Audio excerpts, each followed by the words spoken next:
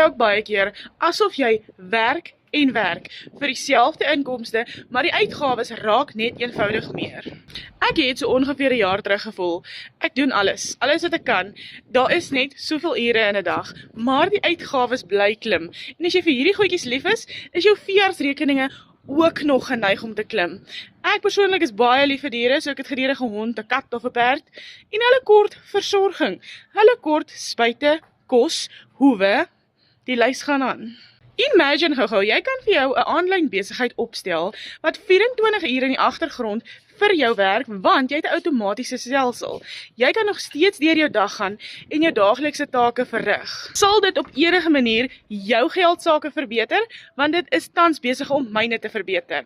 So, as ek jou kan uitnooi na 'n gratis klas toe, dat jy kan kom kyk hoe ons dit doen, hoekom ons dit doen, skryf net vir my onder gratis, bel of WhatsApp my. My nommer is net hier.